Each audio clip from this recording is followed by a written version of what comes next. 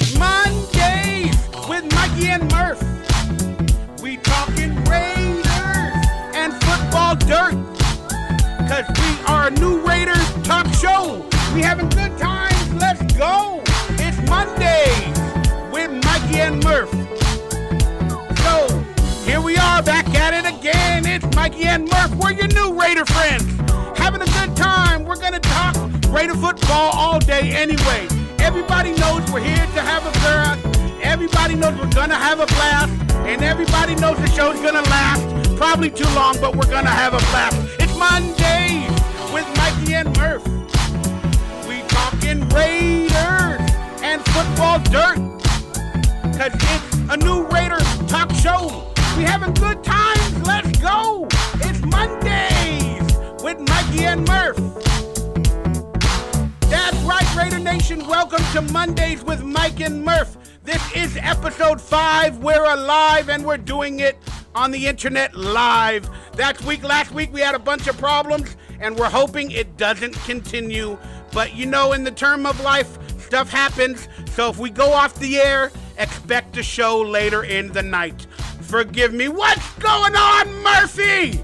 What's up, Mikey? I'm fired up. I'm excited to be back here once again on Mondays with Mikey and Murf. Talk a little bit of Oakland Raiders football or maybe even some Los Angeles Raiders football, brother. Ooh.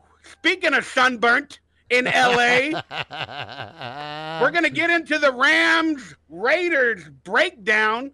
And I got a lot to say because I didn't have the funnest time, Murph. You got beat up a little bit, Mikey. Yeah, not only by the Rams backups, by the Sun in general. The Sun had it out for me. Sheesh. I've never been in the biggest. It was like Mortal Kombat. It's like me versus Baraka. Me trying to battle the Sun. It's like me versus Chun-Li in Street Fighter. I got my ass whooped by the Sun. Hey, Father Time is undefeated, but Mother Nature had a run at you too, didn't she? I don't know if she's a mother, but I'm going to call her a mother effer. Definitely. Hey. So, Murph, real quick, what's going on in your life? Man, I'm rocking right along. Of course, doing a little thing we do on the weekends called Raiders Fan Radio, which is on the Murf's Fan Cave podcast network. And so you can check out our stuff anytime. The links are down below, murfsfancave.com, raidersfanradio.com, and you can always contact us anywhere on any of our social medias. Definitely. You can get the link below to the audio version, the podcast version of Mondays with Mike and Murf, as well as all his other amazing podcasts, which you guys need to listen to in the car while you're driving to work just to have a good time. I also got a Thursday pregame fix where I act like, I don't know, like a football drug dealer for football. It's called Mikey's Pregame Fix every Thursday, where I just try to have some fun and prepare you guys for the upcoming matchup. But that being said, it's time for episode 5. It's time for the headlines, breadlines, deadlines, blow my mind. Murph, my DWP bill this month was $1,000, and now I don't officially know if I can pay my rent. Got the AC cranking in the Mikey household, huh? Well, when you're fat, you sweat by doing nothing. All right, this week's headlines, which we will get into it in our game breakdown segment. This week's headline is the Raiders' backup quarterbacks do not inspire confidence in the preseason loss to the Rams. And we're going to talk about it in a minute, but I'm just going to pose the question so you can think about it, Murph. Do the Raiders have a backup quarterback on the team? We're going to discuss that in a little bit. But let's go to the first story. Donald Penn restructured his deal. Basically, it saves the Raiders over $3 million in 2018. Hopefully that money is for Khalil Mack. And it gives him more money, guaranteed money in 2019. So according to Phil Yates, in his restructured deal with the Raiders, Donald Penn 2018 base salary drops from $6 million this year to $3 million. But his 2008 cap number is now officially a shade under $5 million, but it went down from $8.5 million. While he gets another $2.75 million guaranteed added to his deal in 2019. But I don't think he's going to get that 2.7. I don't think he's going to be on the team in 2019. So now he's a right tackle, and in the media he said, I believe it's temporary. Murph, what say you on all of this Donald Penn subject to read? Well, I think that it's temporary because his career, frankly, is temporary. And I don't mean that to take a shot at him. I just mean that he's, going to be over the hill in terms of football age. When you're talking about playing into your mid to late 30s, that's getting up there. I mean, regardless of position, there's only been a handful of guys throughout the history of the league that have had fruitful careers into their late 30s and early 40s, and most of those are either quarterbacks or kickers, right? So you do see the Darryl Greens, and there are people like that of the world that go on and have lengthy careers into but for the most part. And it's for a player like Donald Penn's caliber, he's not going to play that deep. So the Raiders obviously know that they need to address the Penn contract. They need to address the position. And so this is a one-time shot. This is a one-year deal. And I'm thankful that Donald Penn was willing to do it. We need him. And if he's able to make that transition over to the right side, which is not the easiest thing in the world, but if he's able to do it, then great. Because, Mikey, we got a little bit of a look at what right tackle looks like against the Rams, and it wasn't pretty. David Sharp, Brandon Parker, nobody was killing it over there at right tackle. So if Donald Penn can be a serviceable right tackle in the twilight of his career, good for him and good for the Raiders. I like it. Well, I thought that it was an easy transition from left tackle to right tackle, but then I heard this report that we're just about to hear, and it made me think, yeah, I don't know how well Donald Penn is going to fare, but let's listen to experts talk about how hard it is to transition from a career left tackle to a right tackle. Left tackle to right tackle for Donald Penn. What do we make of the move? Go from eating with your right hand to eating with your left hand. It's awkward. Just going to say that. And he said so. And I don't blame Donald Penn. He's played his entire career at Tampa and Oakland at left tackle.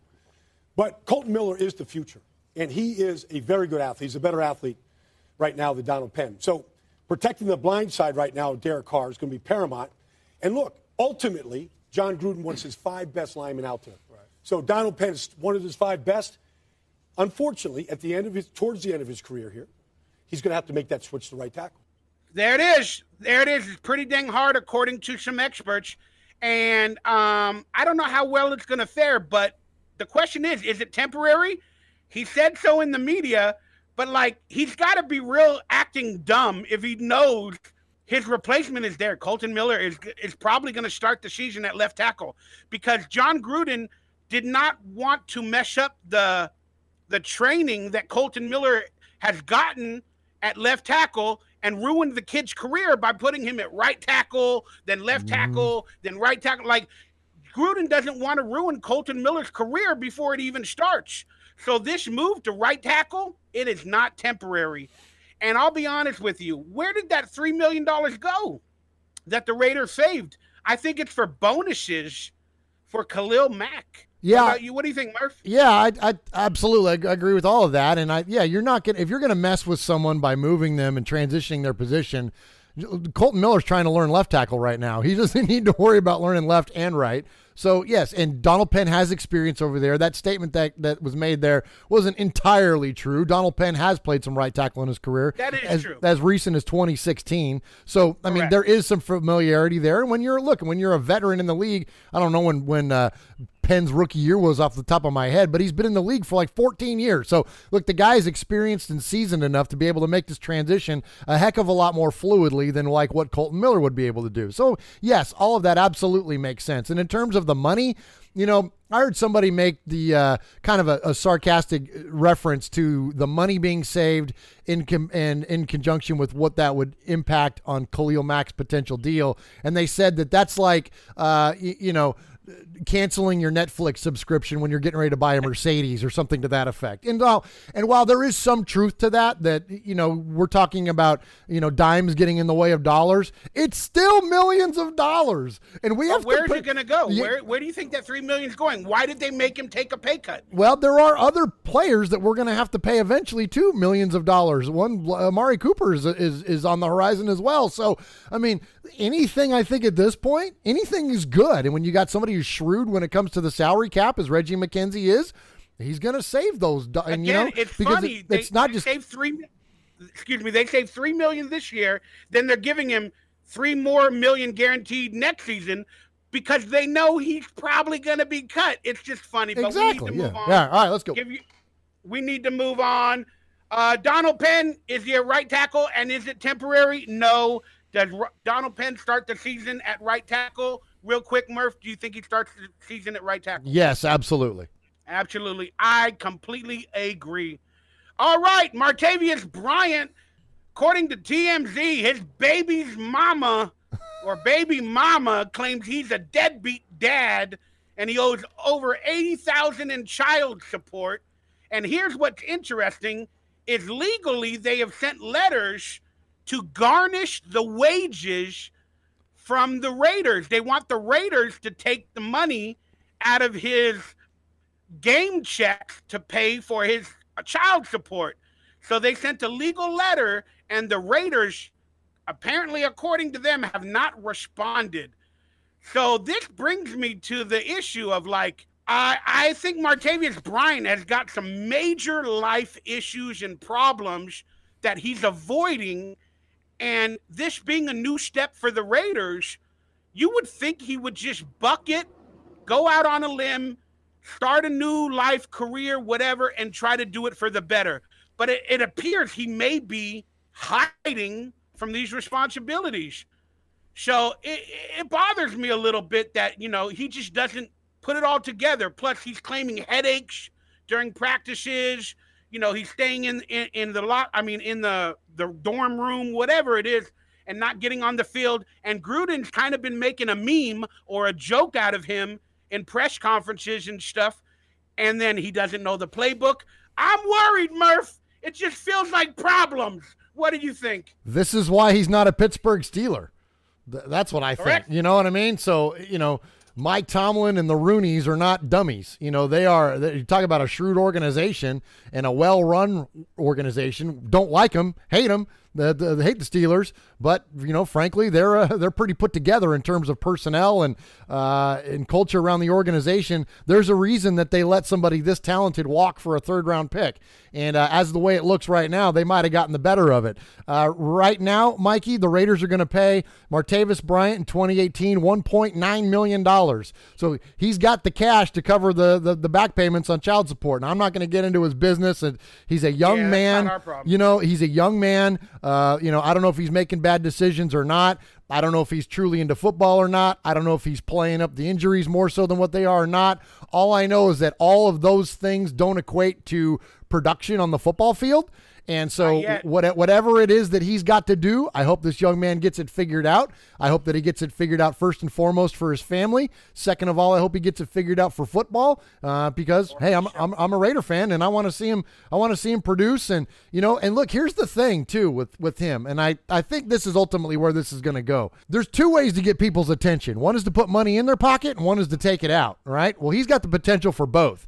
If he plays well, the Raiders are going to put a bunch of money in his pocket by signing him to a long-term contract. If he doesn't play well, the Raiders are not going to sign him. He's going to go out and be an unrestricted free agent with a bunch of baggage, and no one else is going to want to sign him either.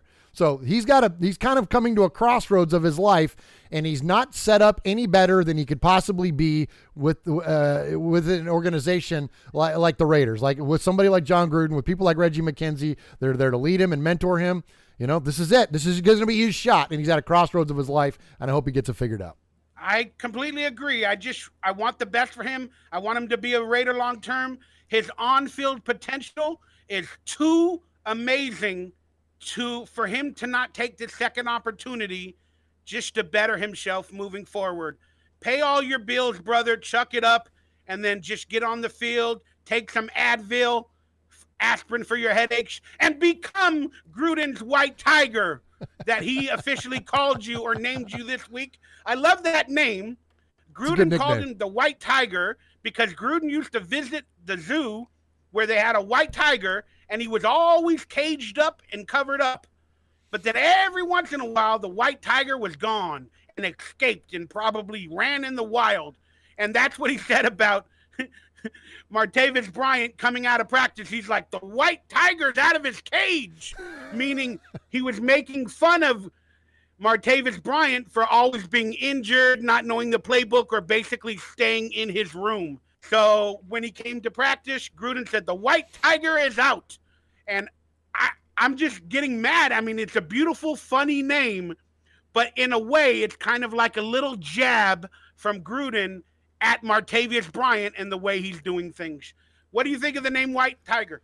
Yeah, a little bit. I mean, if the if he's alluding to the idea that he's pent up, and so that when he gets out, he's got all this, all this talent, and he doesn't quite know what to do with it. It reminds me of the scene in the movie Swingers. I don't know if you've ever seen the movie Swingers. It's my all-time favorite movie, and there's a phenomenal scene with Vince Vaughn and Jon Favreau, and he's telling his buddy, and his buddy's name is Mikey, coincidentally, and he's telling his buddy Mikey how he's such a good dude. He's such a cool guy. He's got it. He's got all the tools necessary to be attractive to women, but he doesn't know how to talk to them. And he's telling him, dude, you're like a big bear, and you got these big claws, and they're like these little bunnies, and you don't know what to do. You don't know how to kill the bunny, and you got these big teeth, these big claws, man, and you don't know what to do with the little bunny. That's what Martavius Bryant is like to me. He's got all these tools, man. He doesn't know how to use them. He's the White Tiger. Great example. Yeah, I mean, I don't know what Gruden was alluding to, but he said, I used to go to the zoo, and every day the White Tiger was in his cage. And then he goes, every once in a while I'd show up at the zoo, and the White Tiger was gone. And then he goes, Martavius Bryant is my White Tiger. I don't know. You guys figure that out. Let's move on. All right, no national anthem on Monday Night Football ever again. According to the Disney Sports Network, well, let's just call them ESPN. It is the Disney Sports Network, politically correct. They said the network will not show the national anthem during Monday Night Football broadcast, which apparently, according to them, they're going back to that's the way it used to be. True. We never showed it, so we're not gonna show it again. I have a huge issue with this. I mean, then why did they show it in the first place during the controversy? Why didn't they make this decision 2 years ago when the controversy happened? Why? They wanted ratings. They wanted to show all the players that were kneeling, and they wanted to have it to discuss it on First Take, on Get Up, on all their shows. But now all of a sudden they realized it's a story that's no longer worth telling. So you know what? It's over with. We're just not going to show the national anthem broadcast, because now if players kneel, we have more to talk about on our Disney Sports Center specials. I don't agree with this. I think they should show the national anthem on every game just to create pride. Again, I can't go into who's going to kneel, who's going to protest, but I think they should show it. That's just my opinion, especially on Monday Night Football. Maybe not on Sundays on every network, but at least one game a week, Monday Night Football, in my opinion, they should show it. And I'm pissed at Disney Sports Network. I can't stand them.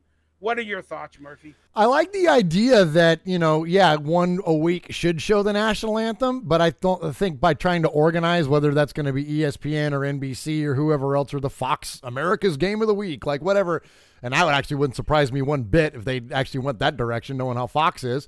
So, so I think that's a cool idea. It's definitely a noble idea. And they're right. They didn't used to show the national anthem, and they only started showing it when it became a controversy to generate, as you mentioned, ratings.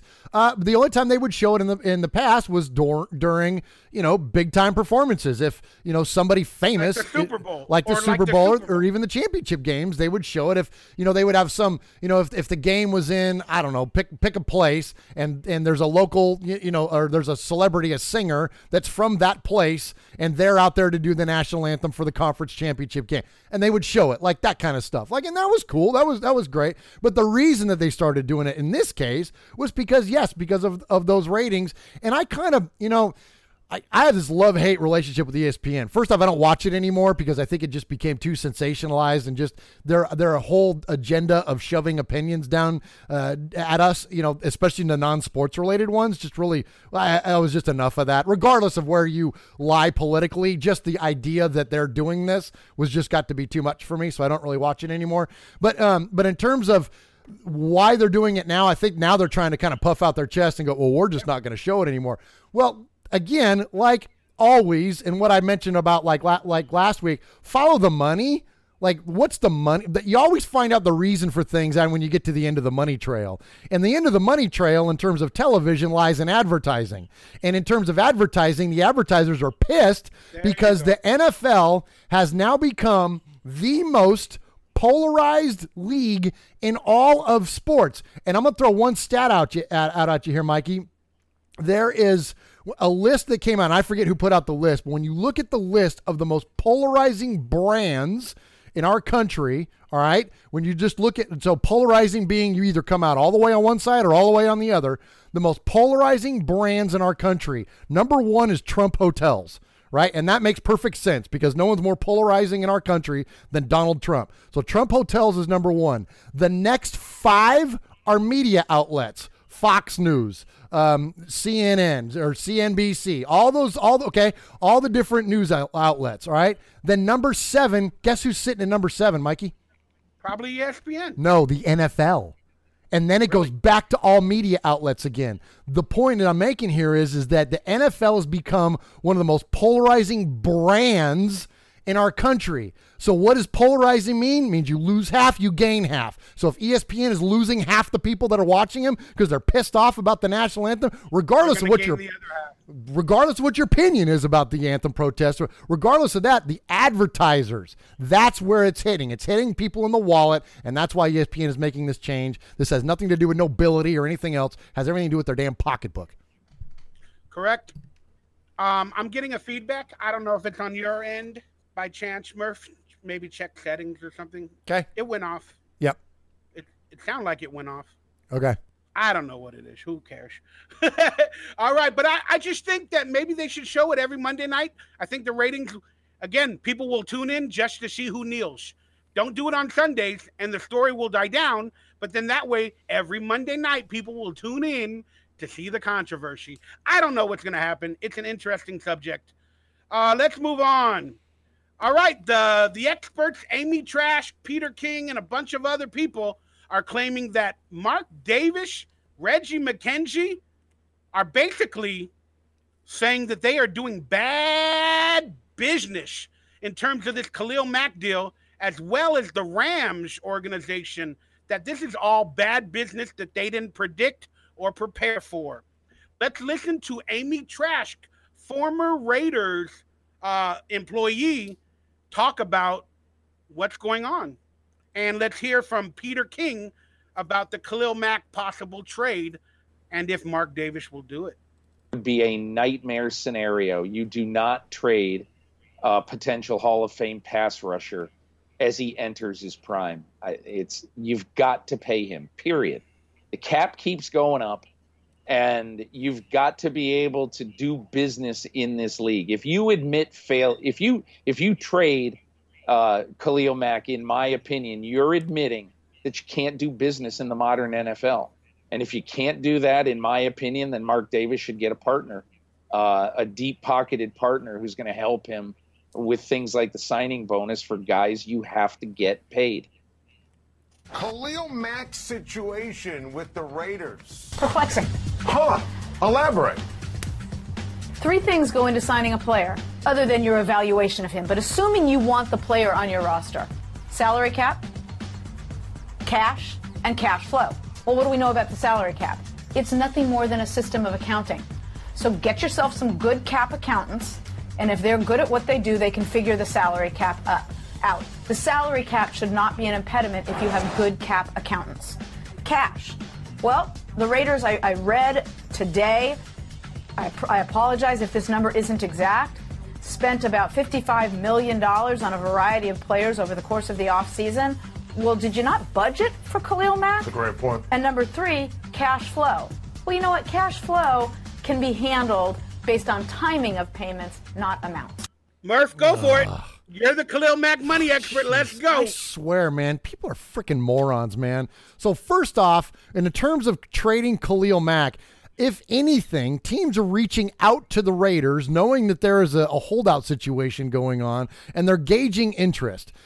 The Raiders aren't shopping Khalil Mack, and this idea that that the Raiders have him like on the block or something is just completely ludicrous. That Khalil Mack is not going to get traded because the Raiders want to trade him. That's so stupid. Now, are people reaching out to the Raiders and saying, "Hey, what if you were to move him? What would it take?" And do the Raiders have an answer? Sure, give me your next 3 number 1 picks. You know what I mean? Sure, you want to reach out? Mikey, you want to reach out to me and how much I will sell my house for? Sure, I don't have any intention to sell my house. I like my house. I don't want to move. But if you offer me triple the value of it, you can have it. You know what I mean? But I'm not out shopping my freaking home. And then the other part of this idea about the cap being an issue, again, it goes back to what I talked about last week. It's small-minded thinking. Who's saying the cap is an issue? No one's saying a cap is an issue in terms of anybody that's got any direct knowledge of it. When you look at all the local reporters, when you look at the Steve Corcorans and Paul Gutierrez. The cap's always an issue, Murph. Yes. I don't care what. It's always an issue for somebody. No, it's not. Not the accountant. Nah, BS. But for the coaches. Stop it. No, don't buy into the hype, dude. It's not a problem. It is something to be accounted for. It's something to be addressed, but it's not a problem. The Raiders have room. The Raiders understand. Reggie McKenzie, whoever this was, just completely insulted Reggie McKenzie and basically Amy Trask and Peter King. And just said that he doesn't know what Amy, you don't think Khalil Mack now, how long has Reggie McKenzie been in the job? And now you're deciding to take a shot at him? Give me a break, man. It's tired. I completely agree with Amy Trask. You know why? Did they not account for Khalil Mack? I mean, seriously. Of course they did. Why did everybody? Why is he not paid? Why is he not paid? Because there's so many. There's so many other. Why the hell did they give Seth Roberts $5 million this year? I mean, if Reggie McKenzie was on his P's and Q's and accounted for Khalil Mack and Derek Carr and Amari Cooper next season, then they would have had their P's and Q's in order, and they didn't. Who's to say that they bad don't? Business. No. Reggie McKenzie is clearly bad at drafting, and yes, he's doing bad accounting, and Mark Davis has no damn money, and he has no business sense, and that's my final take, and we're moving on. No rebuttal. No rebuttal from Murphy. It's okay. I got my own podcast. I'll rebut at you all I want. Oh, wait till you're not on. I love it. Hey, but Obi Melifonwu, what's going on? Like friend. Literally, last year they were talking about Obi him and Garyon Connolly. They said they didn't believe that they wanted to play football, that they didn't have the passion.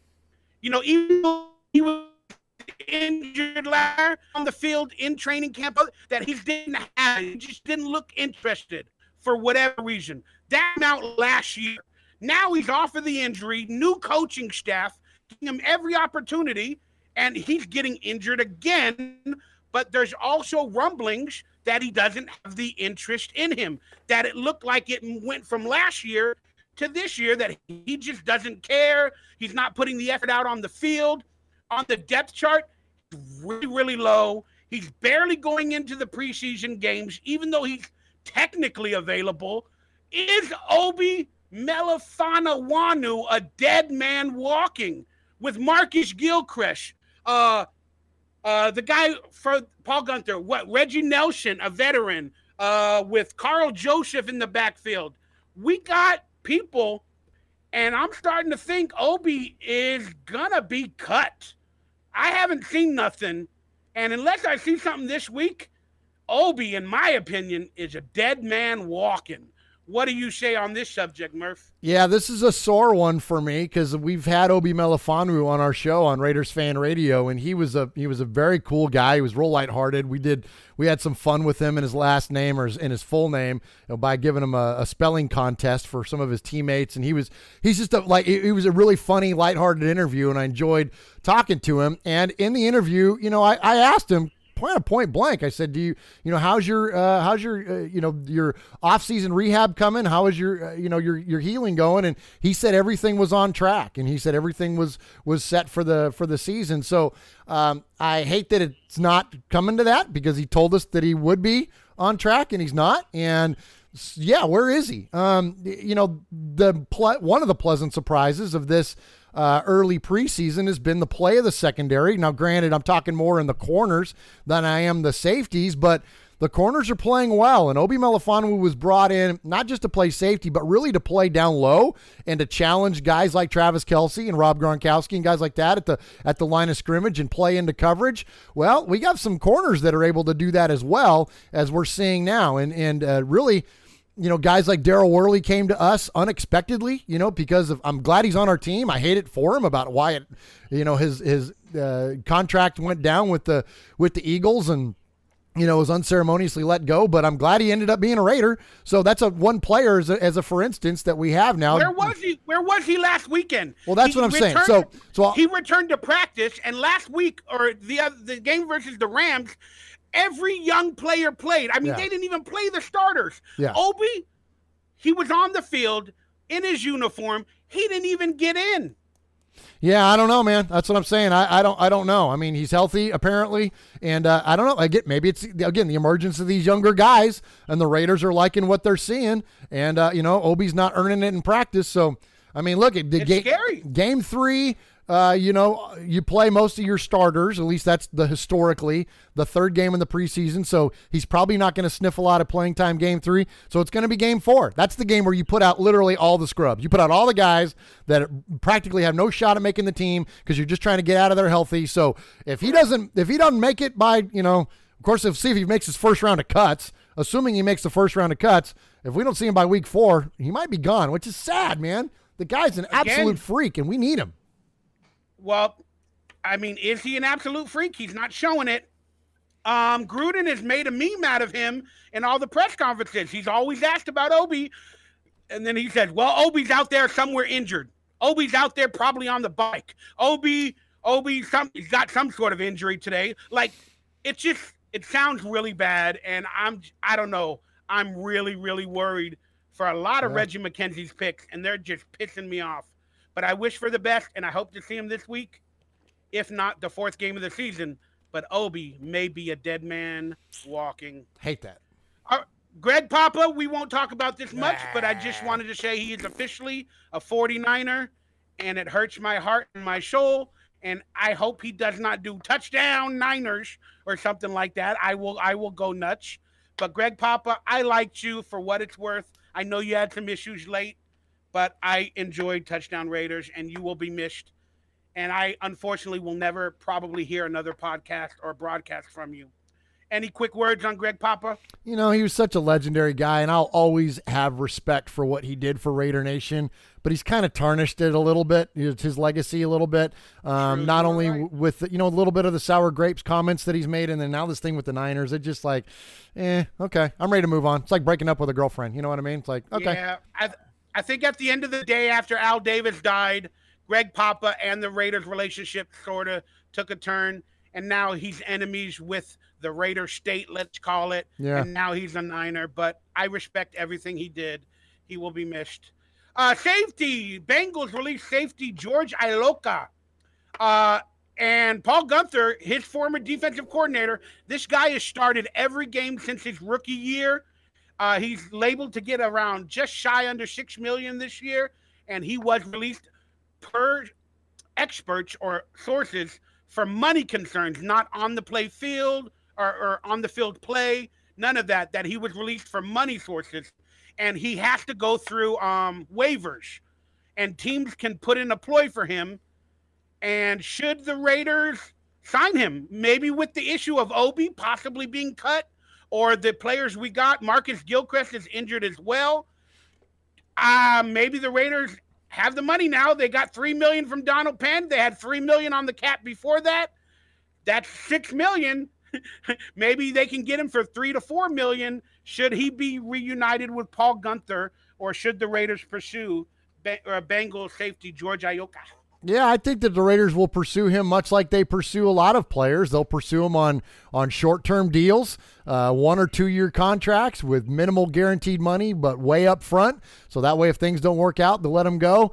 Look, if we've learned anything about Paul Gunther is that the guys that play for him freaking love him.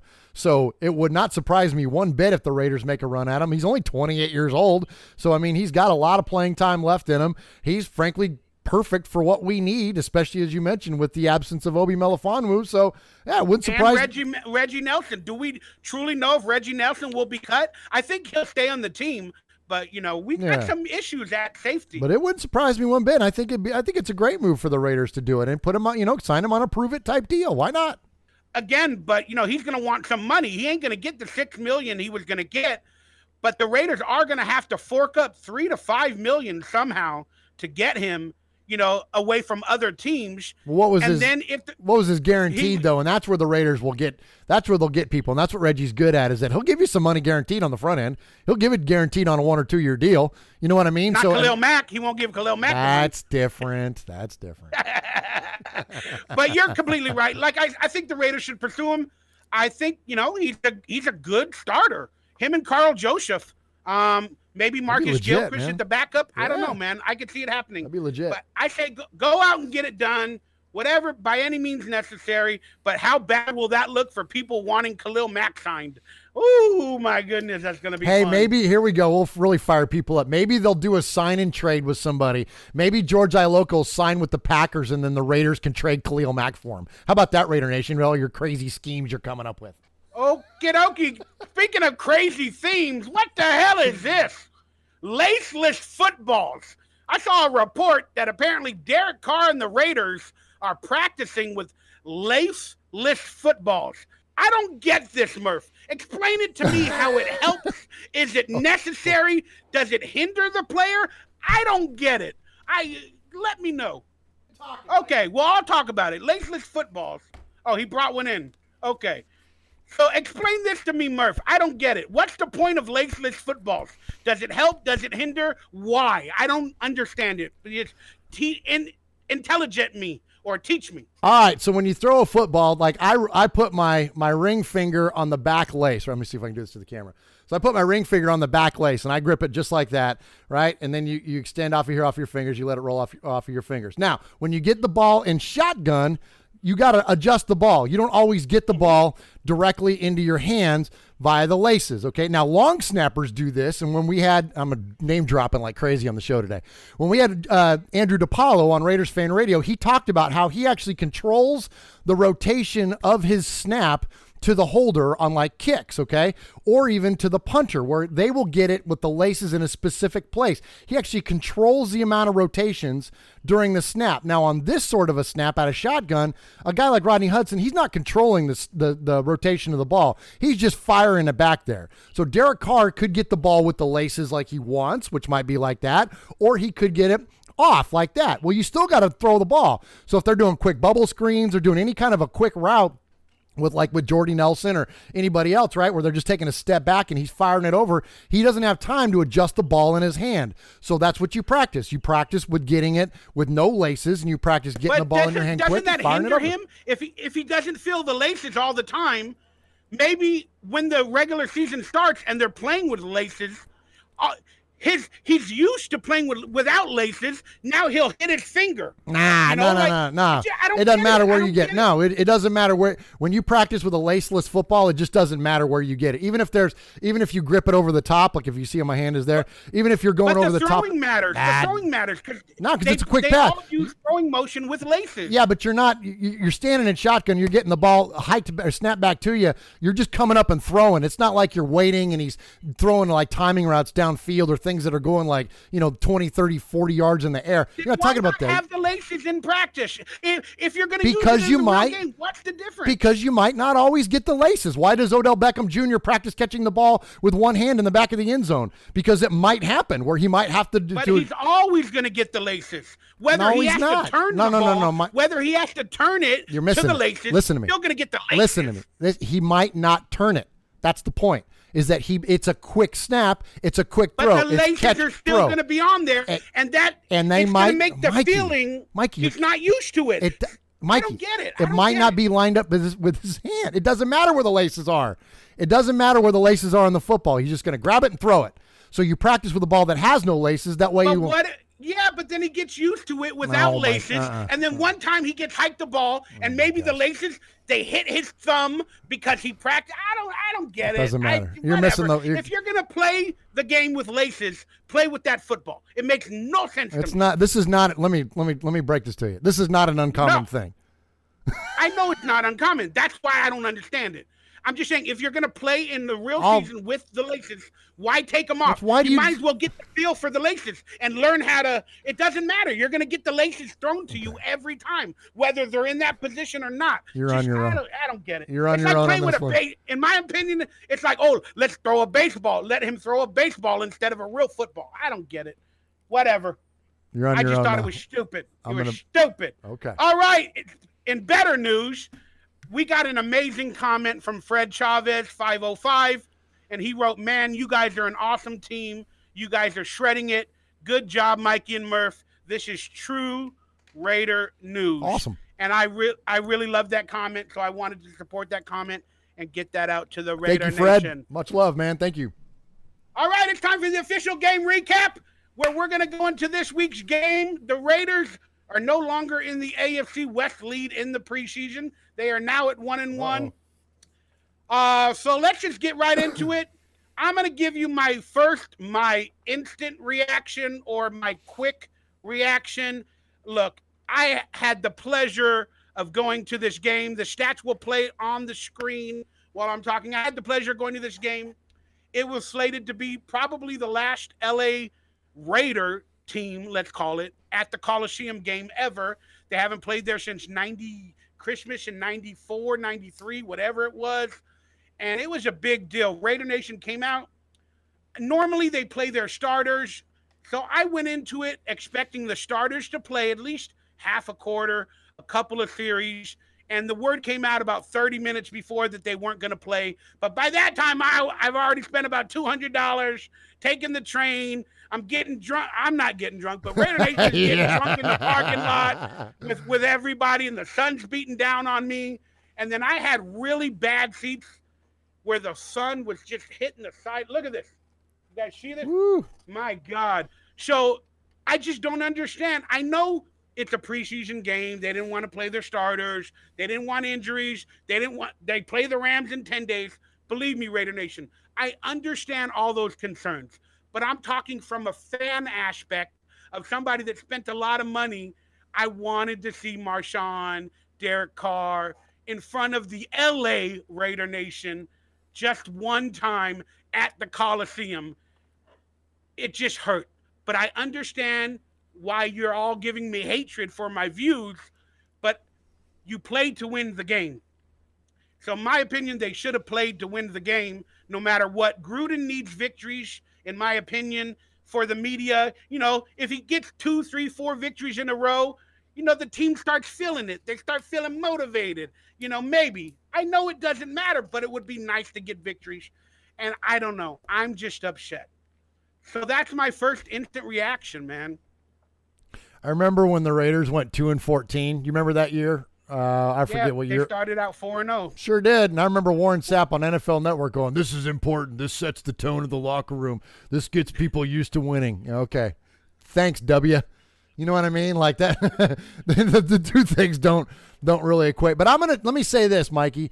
You know, I'm fully on board with the opinion of why the Raiders didn't do it. I support the reason they didn't do it, and I don't have any problem with why they did what they did in terms of playing who they played, and I think they did play to win the game. They just played with other people.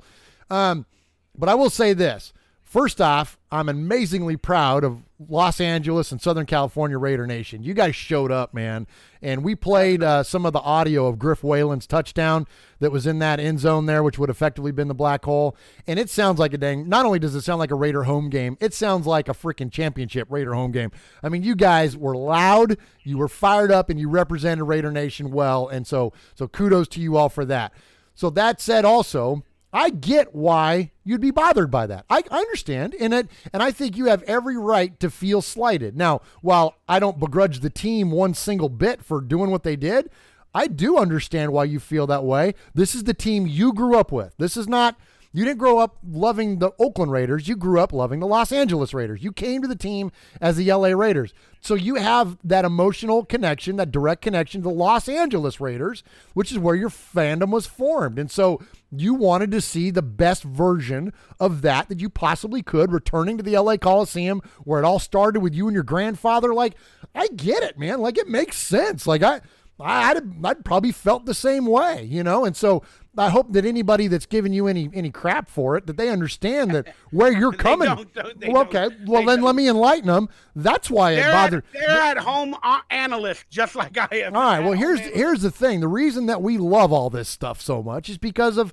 the connection that we have to it. We have personal connections, emotional connections to the football team, and that's why we do what we do. That's why we podcast. That's why people write songs and paint pictures and create memes and that's why we do all this stuff, because we love the team. Well, the foundation of your fandom was born in that stadium with that team, so you wanted them to be the best they could be. So anybody taking a shot at you, just understand understand where Mikey's coming from first, and then criticize him, okay? That's all I got to say. Now, that said, they should have played their starters.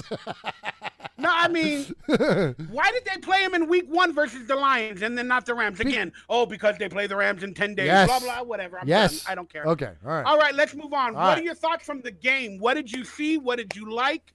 What are you worried about? Just, give your instant reaction of the actual game itself. All right. So, Mikey, I don't curse a lot, but every once in a while you'll get one to creep out of me. So here we go. Our offensive line was ass.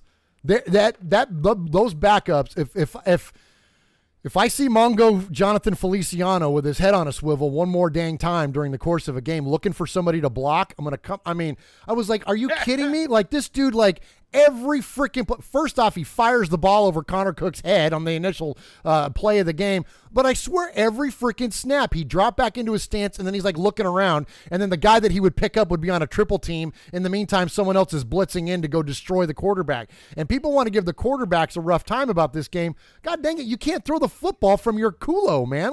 These guys had no time back there. They were getting absolutely mauled all day long, and that is the fault of Feliciano, David Sharp, Brandon Parker, all of these guys. They were weak, dude. That offensive line was weak at absolute best. So that was the thing and there's a lot of other things that jumped out at me, but that was by far the worst, man. I felt bad for not only Cook, but for EJ Manuel, man. He got, EJ really played a pretty good game considering the pressure that he was under. I mean, he was dodging bullets all day long.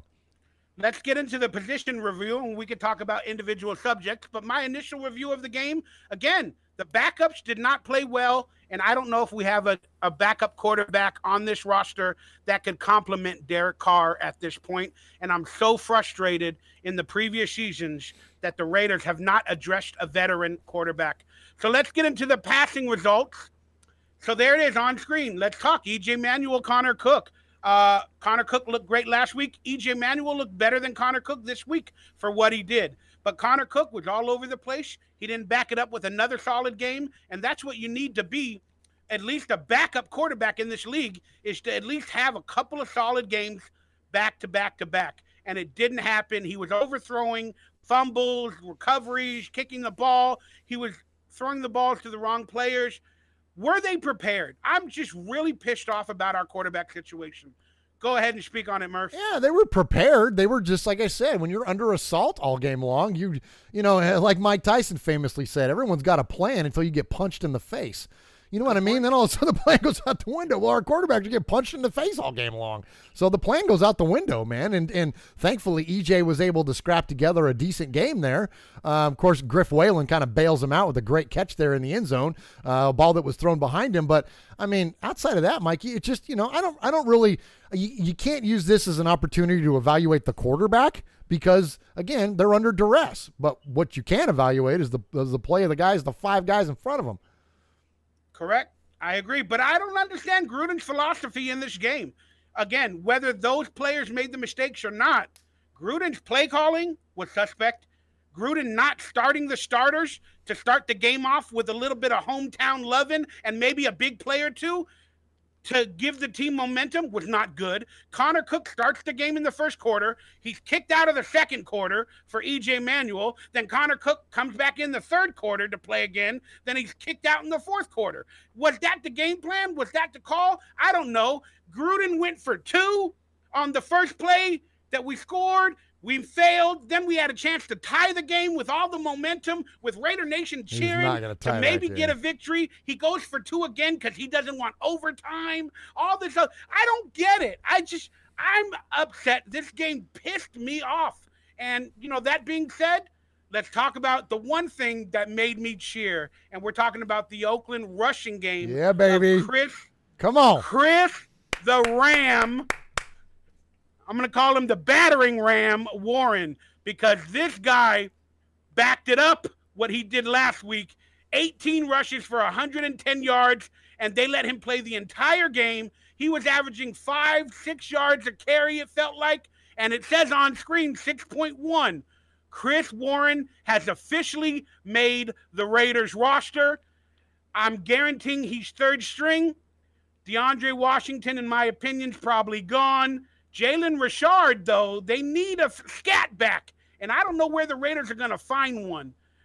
Your thoughts on Chris Warren in the rushing game? Yeah, he's, I kind of rhapsodized quite a bit about him last week, and I did on every show I've been on yet. Been with this show, Raiders Fan Radio, Pillaging Podcast, all the shows that I've done over the past 10 days. I've gone on and rambled about Chris Warren because he was awesome, man. And we did our bold predictions last week here on Mondays with Mikey and Murf, and my bold prediction was that he was going to get 100 yards and 2 touchdowns. Yeah, I predicted Martavius Bryant to even play.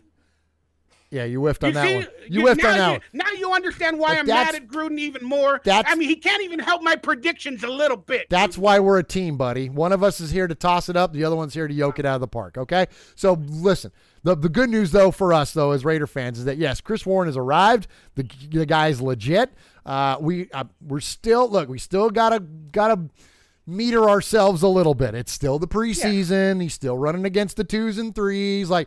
But there are some things that it doesn't matter who you're playing against. When the blocking up front is good and he springs loose and he gets going downhill with a head of steam, man, he's hard to stop. When you're 250 pounds and 6'2", you're hard to stop. And so he's doing well. We're going to continue to hopefully see him do well. And I think this is going to turning into one of the more interesting position battles to watch in this preseason is running back, because your assessment, I'm with you. I think it's going to be Martin, Warren, obviously Marshawn is the one, and then maybe Jalen Richard, and then that leaves DeAndre Washington on the outside looking in. So I'm with you.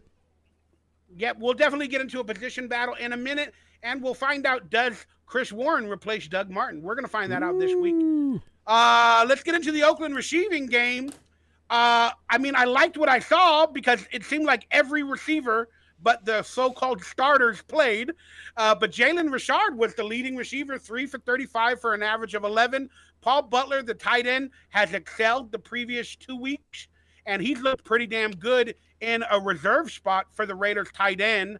But no other tight ends played, so Butler had a lot of playing time. Marcel Aitman, again, they're just filling out the roster. Griff Whalen looked okay. Ryan Switzer didn't do much in this game because I think they penciled him in as maybe the 4th or 5th, wide receiver already, and that's going to play itself out. But any standouts here? Yeah, the absence of all the guys that are going to be playing once we get to the regular season. Like, none of these guys are going to start or even come close. I'll tell you what, it was nice to see Marcel Aitman have a good, nice little play there. Showed a little bit of giddy up to him. He's got some wheels going across the middle of the field there, and then turned that into a nice gain. So that was cool to see. And then that and Waylon's catch. He kind of bent back around to his right, spinning around and caught the ball behind him. That was pretty cool. But outside of that, pretty uneventful here on the stat line. Well, it was nice to see Chris Warren get a catch out of the backfield for 7 yards because he's tearing it up in the run game. Yeah. So we at least know he can catch a ball or two.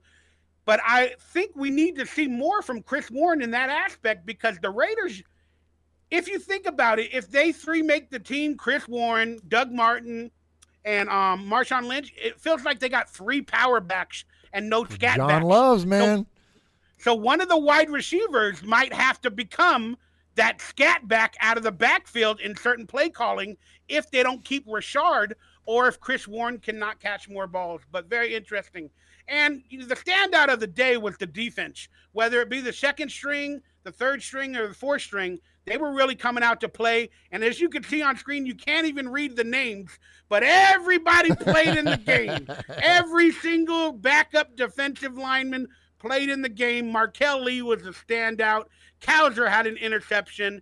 Calhoun looked nice. Antonio Hamilton, he's playing his butt off. And then look at Chris Warren with a tackle.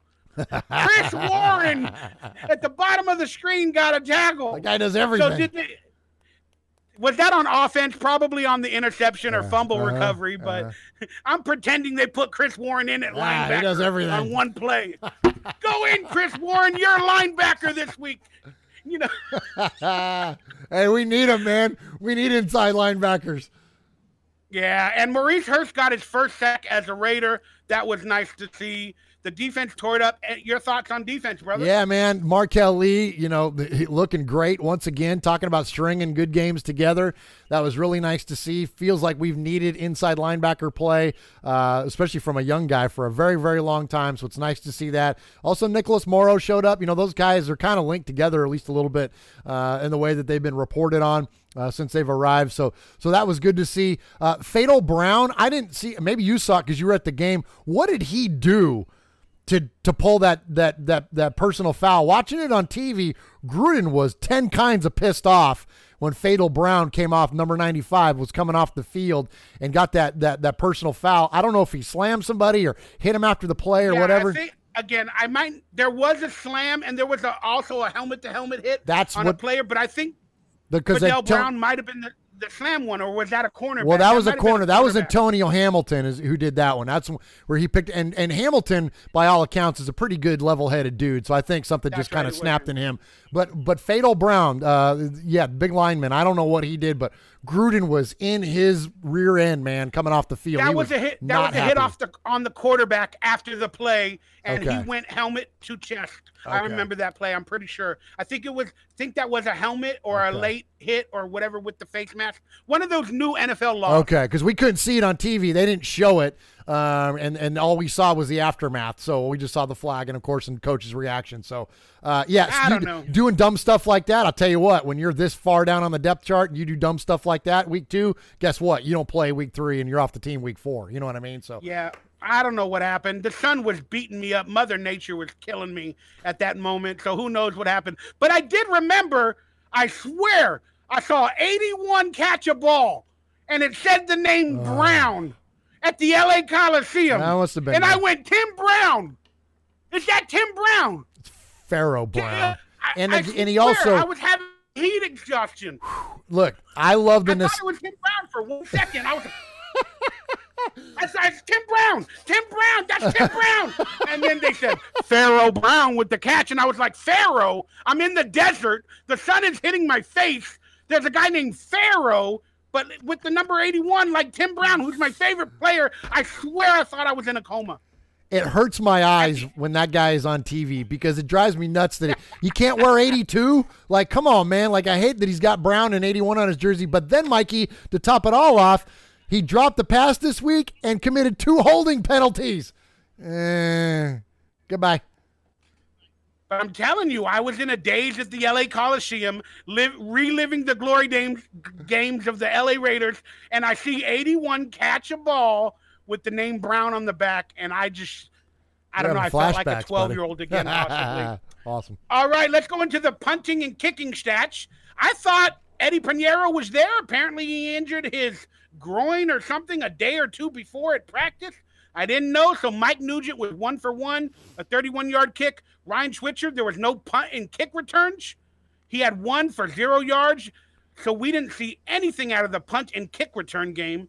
But Johnny Townsend took his average from like 39.8 to 42.4, and he had a big, long 54-yard one that looked beautiful. So Johnny Townsend looked very interesting. All right, let's go into studs, duds, and sleepers. Who was your stud? Who was your dud? And who was your sleeper from this week's game? Well, my stud is Chris Warren Jr. III with his 100-plus yards and touchdown. It's such a nice surprise for a position that we drastically need youth at, so I thought that was great.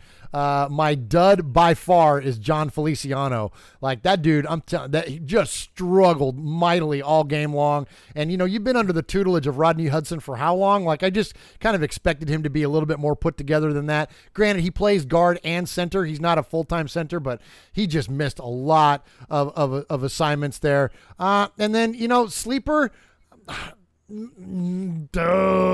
Jalen Richard, and the only reason I say that is because he had a nice game catching the football, which and I'm not as hot as you are as far as about the idea of them having a scat back. I think that if you're going to run a power game, you have power backs, but I do like that idea of somebody having hands coming out of the backfield. Like that's deadly. When you start running screens and stuff, the halfbacks, especially when you start, after already pressing the ball downfield and you get loose coverage and you roll guys out there and swing them the ball. I like that kind of stuff. And that's very West Coast offense-y, right? And so if Gruden's going to run a version of the West Coast offense, you're going to need a player like that. So surprisingly enough, a guy that's been around a long time, but I'll go with Jalen Richard as my sleeper. You know what? For my stud, I'll go with Markel Lee. I mean, I could easily go with Chris Warren. Of course I could, but I'll go with Markel Lee because early on in the game, every time on the loudspeaker, Markel Lee, 55 with the tackle, Markel Lee, 55 on the tackle. I was like, what's going on? So he had like 7 tackles early, like in that first quarter. And he was hurrying the quarterback up a lot too. There was one play in particular on the interception. I think it was an interception anyways, but it was at least an incomplete pass where he was in the face of the court. Like he was the one that was causing the havoc back there to rush the throw. You know what I mean? So very much he had a great game. Even off the stat line, just his presence there was great. Yeah, no, I mean, I'll admit it. He was my stud. My dud, I'm going to go with John Gruden. Every decision he made to me pissed me the F off. Look, he didn't start his starters. Then on top of that, he went for 2. And then we had a chance to tie the game with like 8 minutes left with the momentum. Then he goes for 2. And then he called a timeout because he called a pass play. And then he didn't believe in his pass play. So he calls a timeout when they're going for 2. Then they come back from the timeout with a 5-yard run to Chris Warren because he wanted to give him another touchdown or a PAT, whatever it's called. And it did. He got knocked behind the line of scrimmage. He was flip-flopping. Should I start the starters? Should I rest the starters? Should I go for 2? Should I not go for 2? Should I pass the ball on a PAT? Should I not pass the ball on a PAT?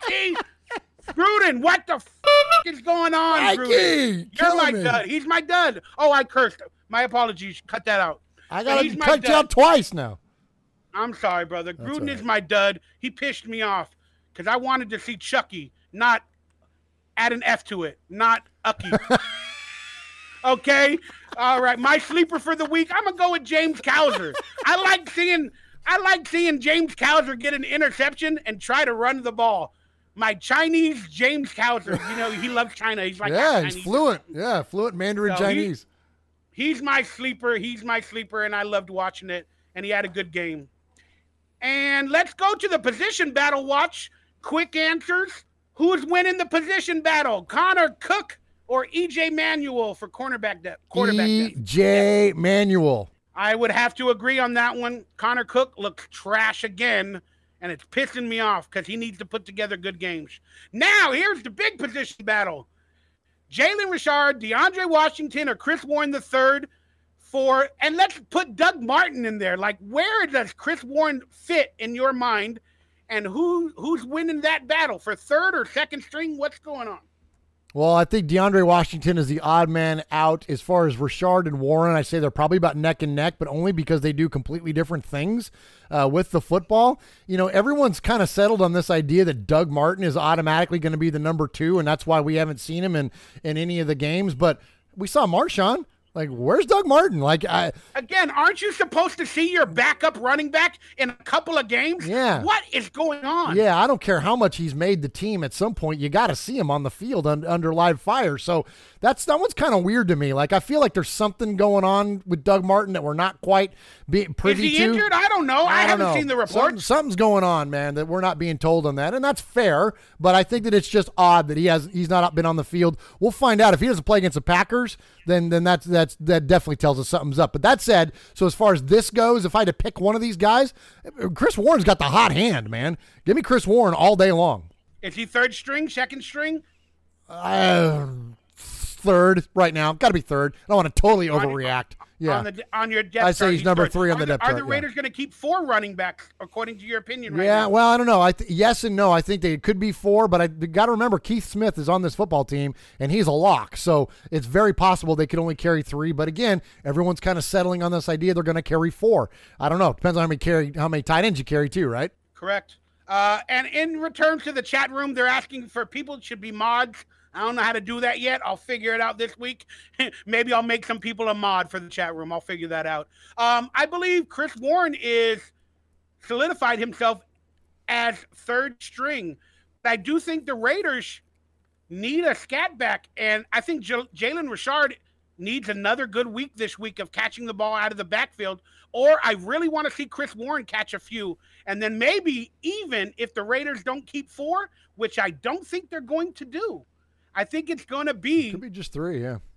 I think it's going to be Marshawn Lynch, Chris Warren, and Doug Martin in that order, if it continues. Very interesting. This is interesting running back battle. Yeah. All right, P.J. Hall, Mario Edwards. I don't know if he played this week at interior defensive lineman. I don't know who's winning that battle. Yeah, I think P.J. Hall's winning it because I mean he's a second-round pick. He played well last week or first week, fallen off a little bit this last week. But yeah, I think he's still got the hot hand. He's certainly got more upside. We've seen more of Mario Edwards than we've ever seen of P.J. Hall, and Mario Edwards has still got a lot to prove. Or P.J. Hall is at least starting to establish and starting to prove himself a little bit early on. So I'll take P.J. Hall in that. All right, let's go to Ryan Switzer versus. Oh, excuse me, I'll take P.J. Hall as well. I still think Mario Edwards doesn't make the team. I don't know. I just don't see him making the team. Another Reggie McKenzie pick that's pissing me off. Ryan Switzer versus Griff Whalen, maybe for the special teams or the fourth wide receiver, the slot wide receiver.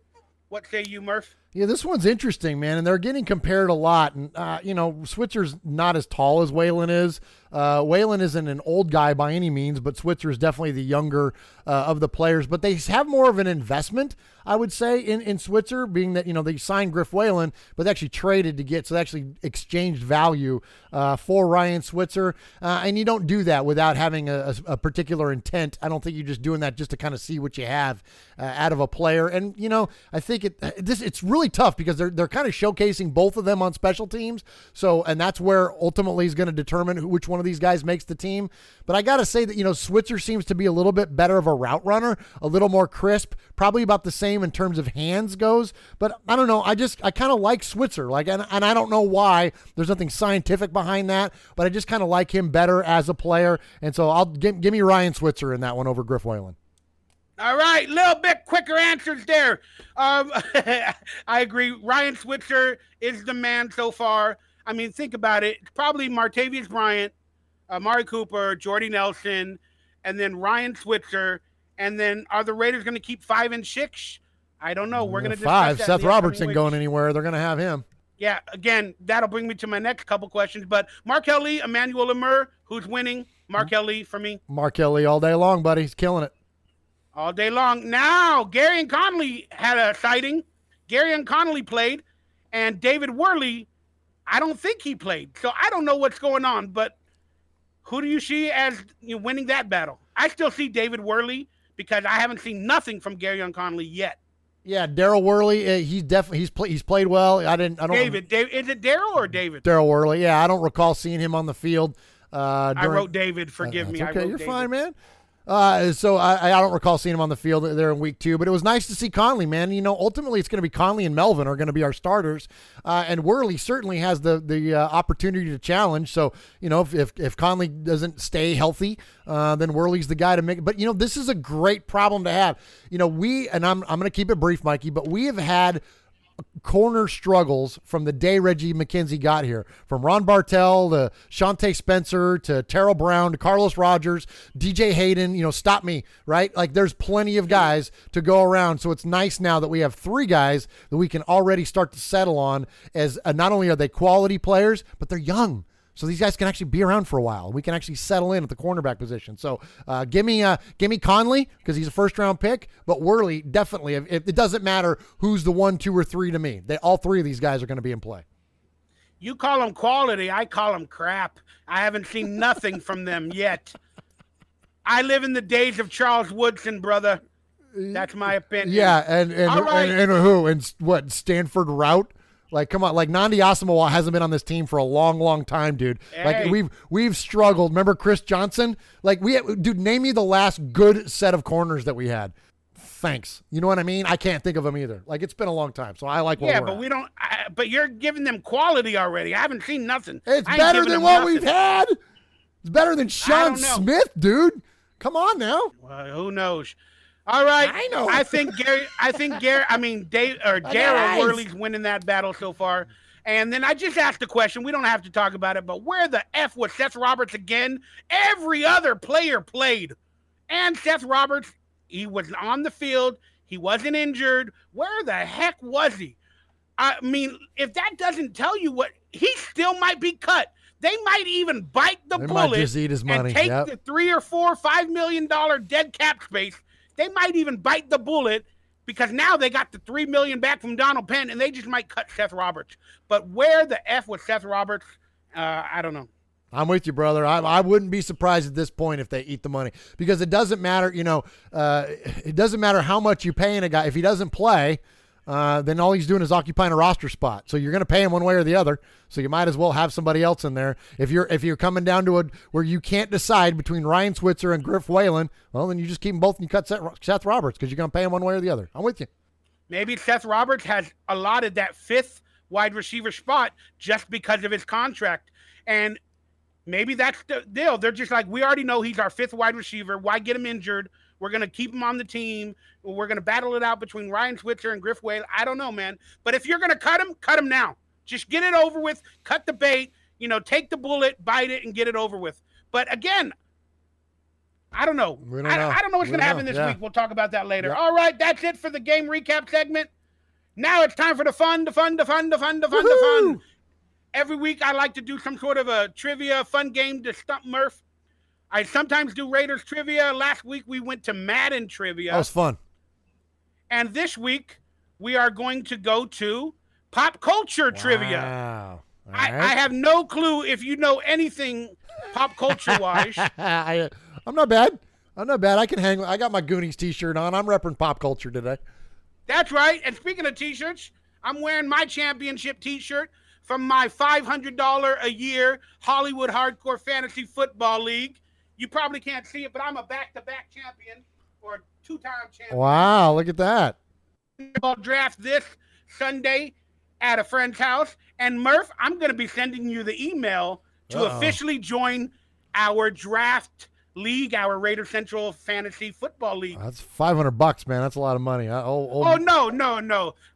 The Raider League, the Superfan League is pretty much free. Oh, okay. And then I have a home league where we actually get together with actors, directors, and a bunch of I'm people. not racking up that YouTube money, buddy. I don't have that. Yeah.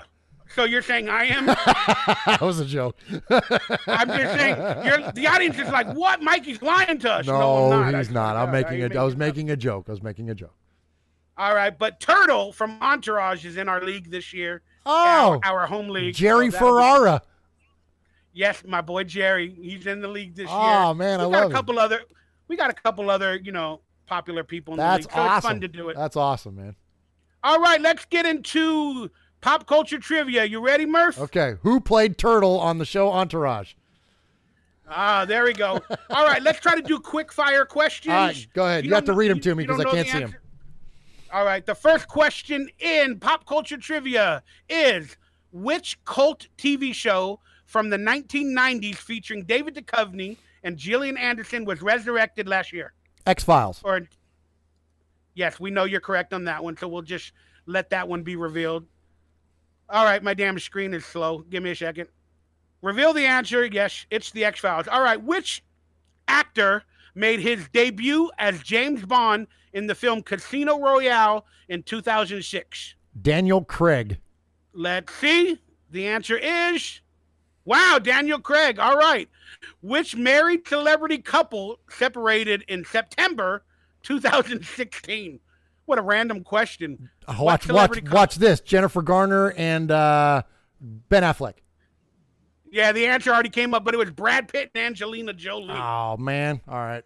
How close. many celebrity couples split up every year? When did Ben and Jennifer break up? I got to be close on that one, though. Go ahead.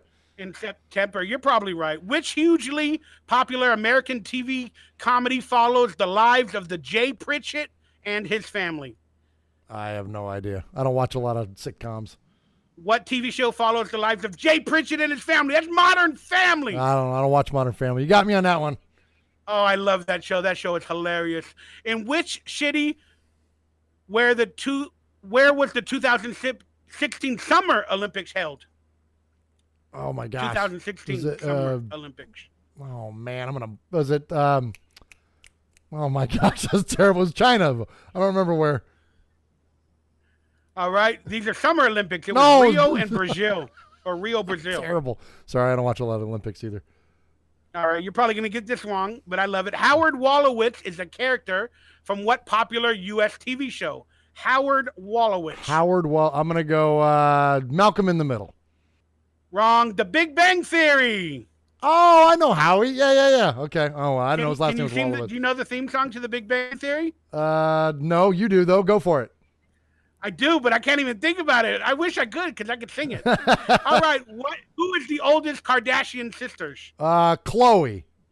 Khloe is... Am I right? Wrong. Courtney is the oldest Kardashian. Jeez. Oh, man. I started like off Khloe, strong, I'm attracted to Khloe. Sorry. That's all right. I said I started off strong, and now I'm sucking. So you like old Khloe, huh? Yeah, she's hot. You probably Who neighbors. topped the Billboard charts with the single Love Yourself in February 2016? I don't know. Love Yourself? Lady Gaga. All right. I'm going to say Demi Lovato. Oh, Justin Bieber. Jeez.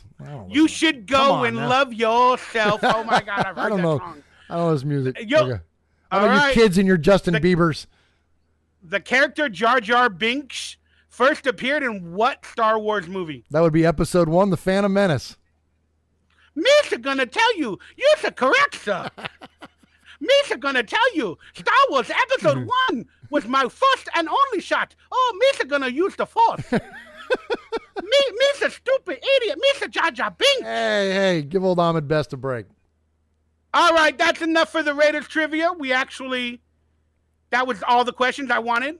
Even though it shows it on screen, that's for another time. All right. I only wanted to do those. Not bad. I think I went about half and half. Went about half and half there. Not bad. That was fun. Not bad for a middle-aged man that doesn't listen to Justin Bieber or watch the Kardashians. I'm proud of my efforts. And I'm really proud of my impression of Jar Jar Binks. That was solid. If we could only get you to sing the Big Bang Theory in Jar Jar Binks' voice, this show would go next level, Mikey. I can't even remember the Big Bang Theory lyrics. Misa gonna sing the Big Bang Theory, and it all started with the Big Bang Bang. I don't know. Let's get to the Raider fan calls. Last week we proposed that we were going to take the best calls, and we did. We had about 10, but I picked the 4 that I thought were best represented of the show.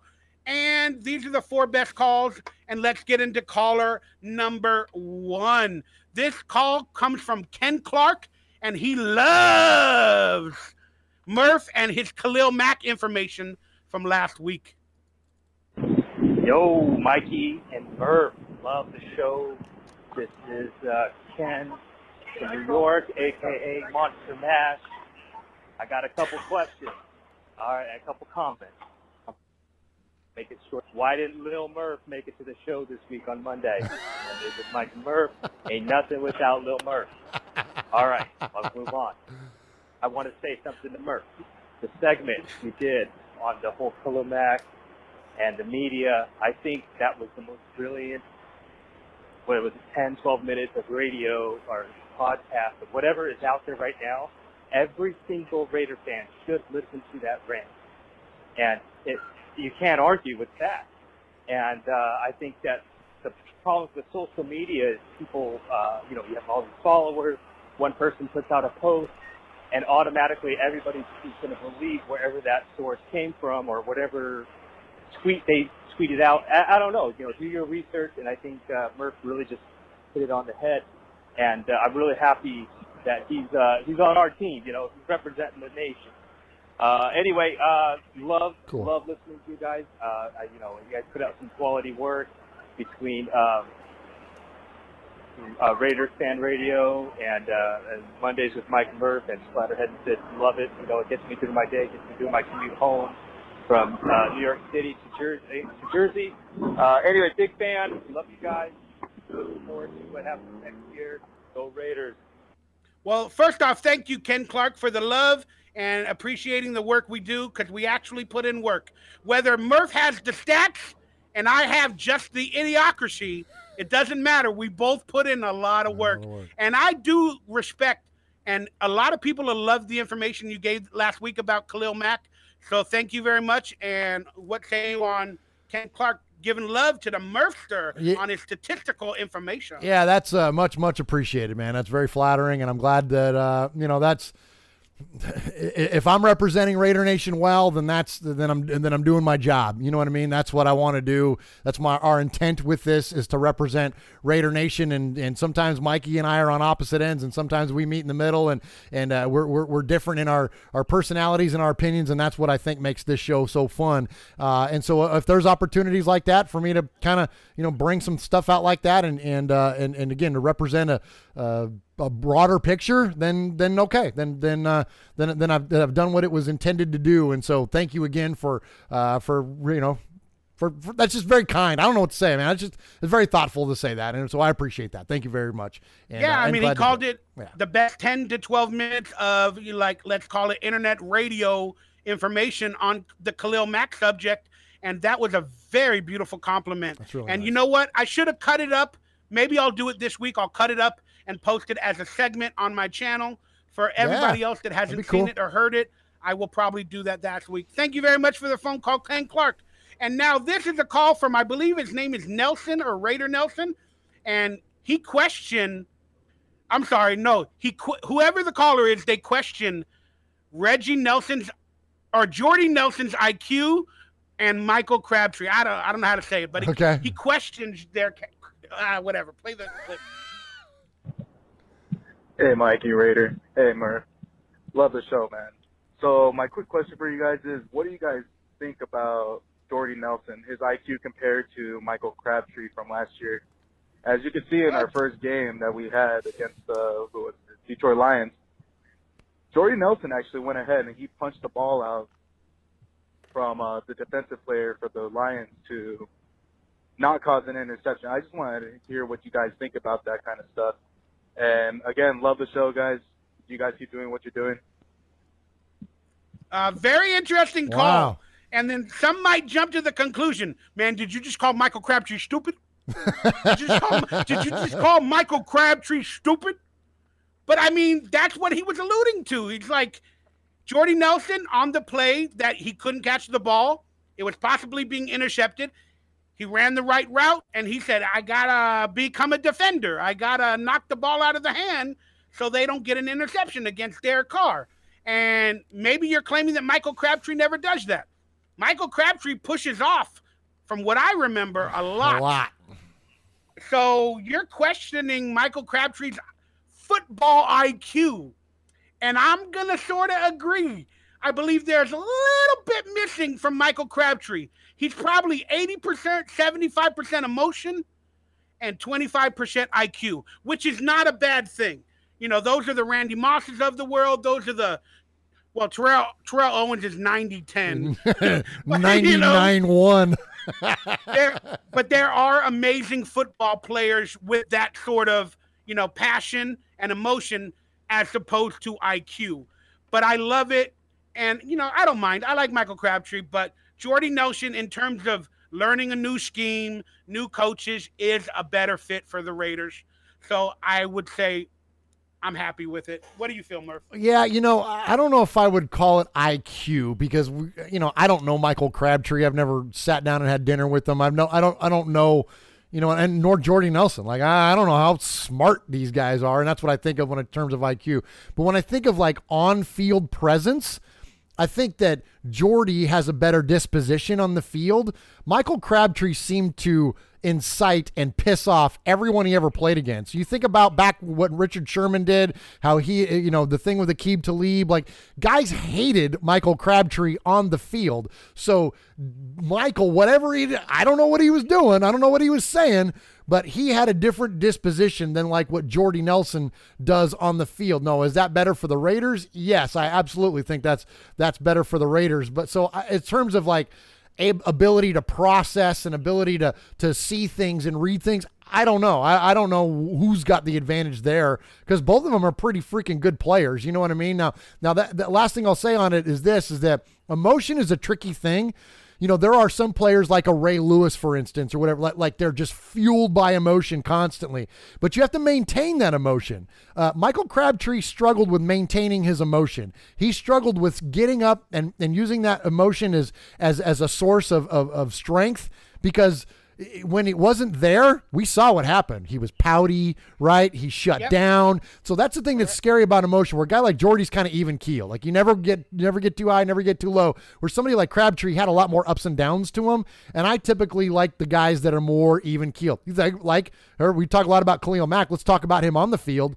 There is no more even keeled than Khalil Mack. That dude is straight bringing fire every single play, whether it's, they're down by 30 or up by 30 or it's a tie game in the fourth quarter. He is bringing it the same tenacity, the same level all game long. That's what you want. But can you see Jordy Nelson going into chain game number 2, knowing he's going to be attacked by Aqib Talib?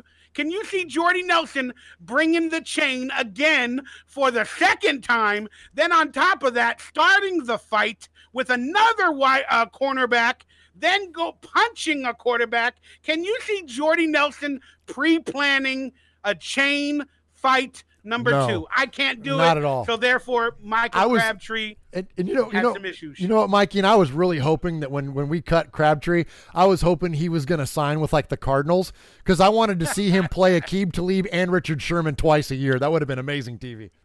I don't know what's going on, but I do not see Jordy Nelson even wearing a chain. I don't believe he needs to sport gold and get it ripped off during a game. I'm going to leave my jewelry at home. Sorry. That's the type of player I would be. It's too important to floss on the field. All right. Raider Critique calls out Murf in this phone call. Let's get to it. Oh, first off, that was a very good question. Go ahead. Sorry. That was a very good question, and I appreciate the feedback. Whoever called you didn't leave your name. Nelson, it said here. Nelson, yep. Oh, no, that was Jordy Nelson's IQ. Never mind. Yeah. Well, my IQ is now low, so Mike versus Murf. Mikey 1, Murf 0. All right, here we go. Oh, yeah. Hey, Mike Raider and Critique Murf. calls you out. This is the Raider Critique out here in Central Texas. And I just wanted to give you guys a shout-out, man. I enjoy all of your guys' videos and the new live footage and how you guys have done the new format for the show. Really looks good, guys. Everything looks great. Looks like you guys are doing exactly what I was hoping you would do, which was overcome on everything that has actually happened to you, poor old Mikey there.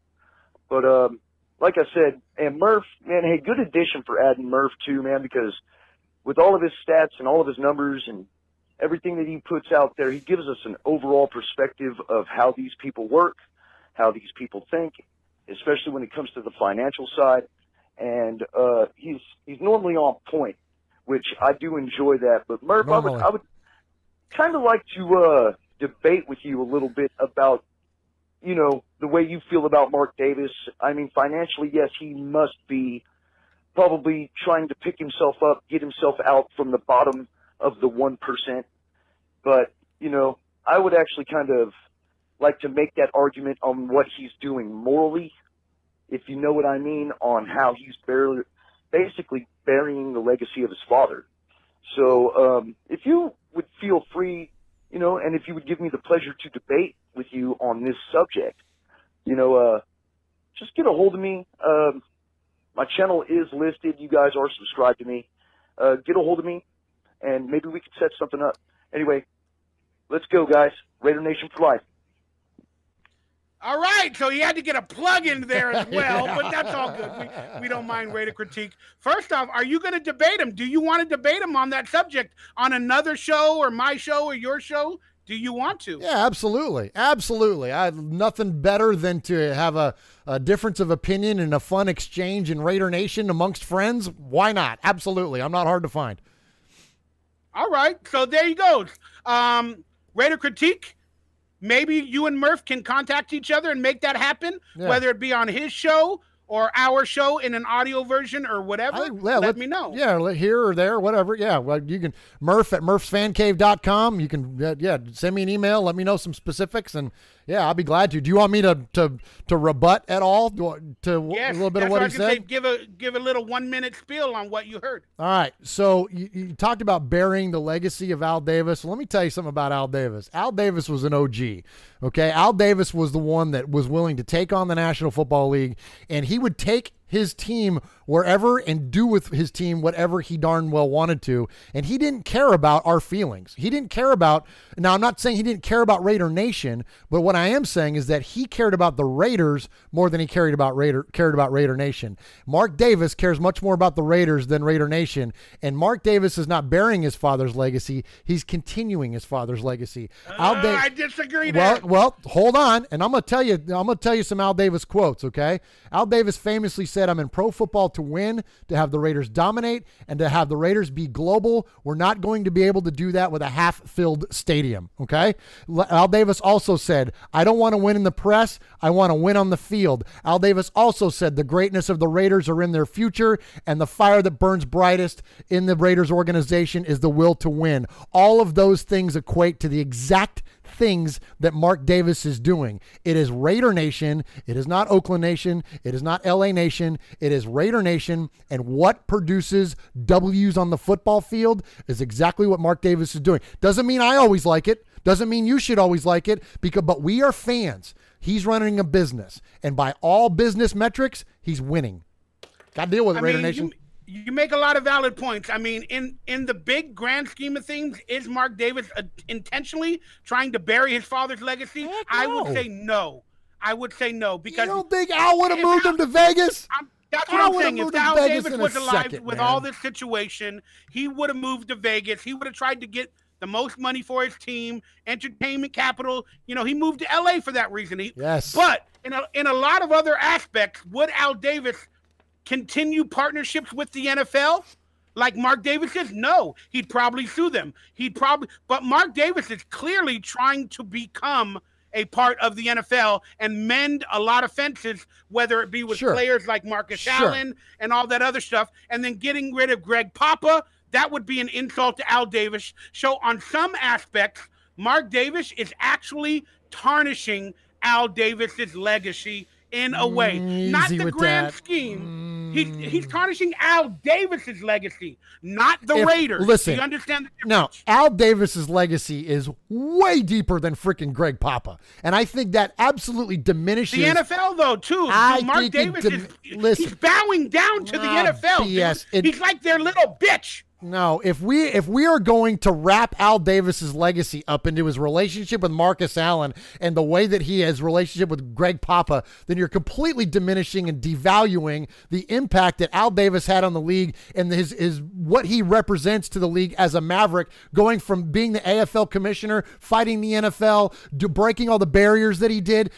Al Davis is way more complex of an individual than for God dang announcer. Give me a break, man. Would Al Davis have brought back Gruden for 10 years, $100 million? If it would have equated to wins on the field, yes, he would have. And I heard that from the mouth of John Kingdon, one of his confidants. Absolutely, he would have. Absolutely, he would have. Al Davis cared about winning football games. That's it. He cared about winning football games and getting the credit for it. That's what Al Davis cared about. That's why him and John Gruden got into it to begin with. Nobody's bigger than the team. That's exactly right. Gruden is apparently bigger than the team, honestly. And Al Davis probably would have traded Khalil Mack for this money dispute. All right, that's it for this segment. Geez. That's it for this segment. I'm going to end it on my truth. End it. All right, let's get to the last phone call. This is Raider Anthony, and he's very upset at the play versus the Rams in this last preseason game. going on, Mikey Raider? This is Raider Ant calling from the Central Valley. It's about 102, 103 today. It's been like that for a while.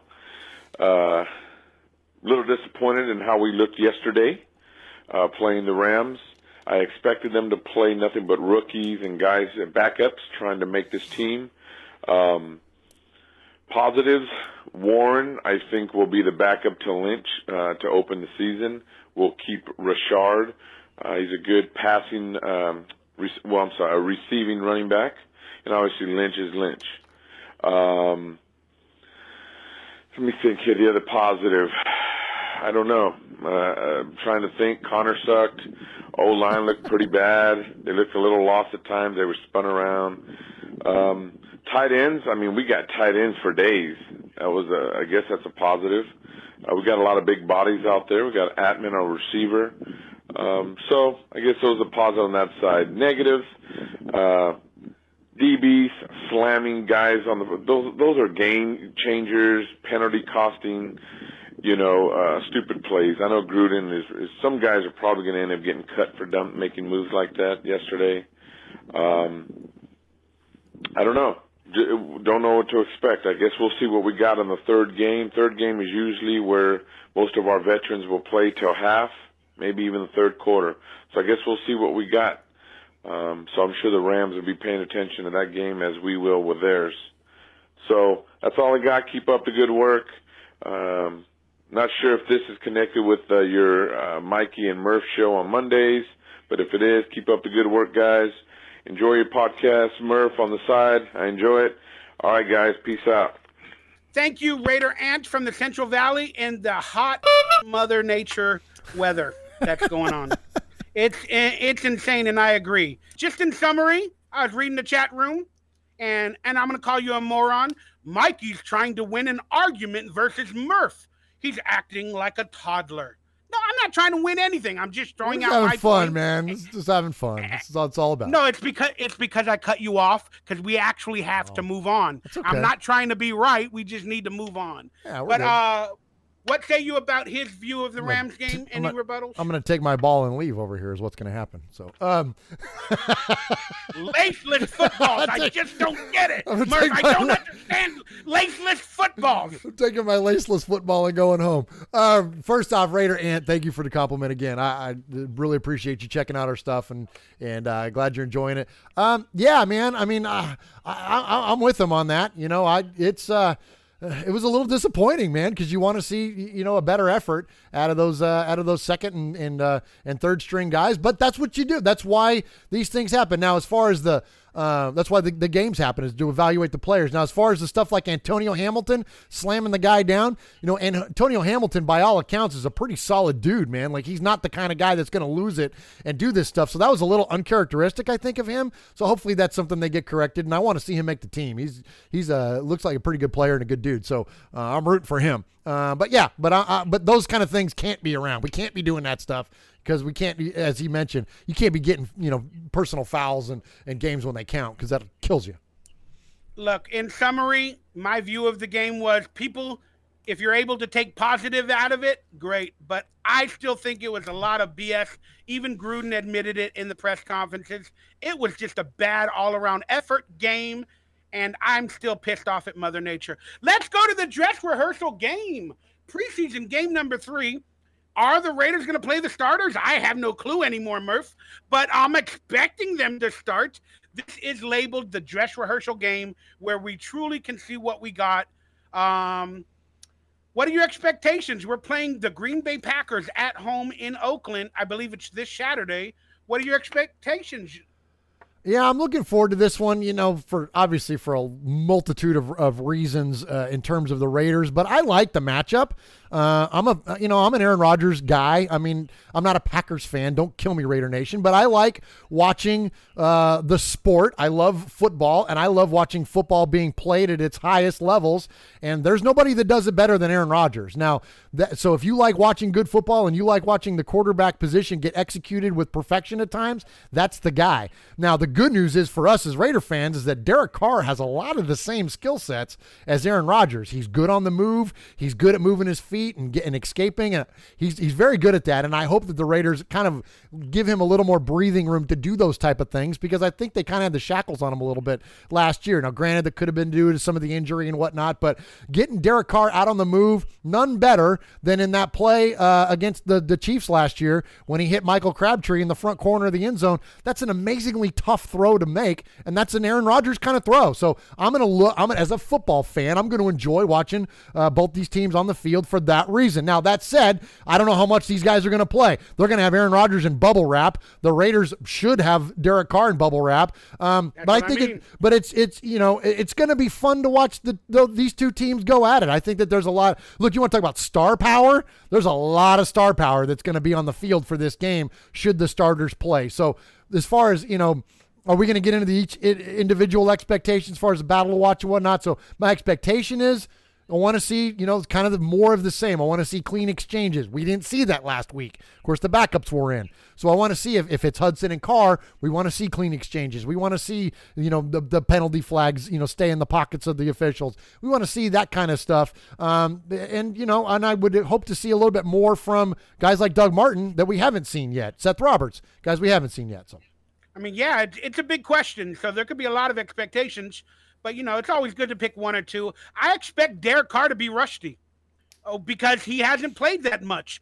And, again, to his detriment, I expect him to look rusty early on.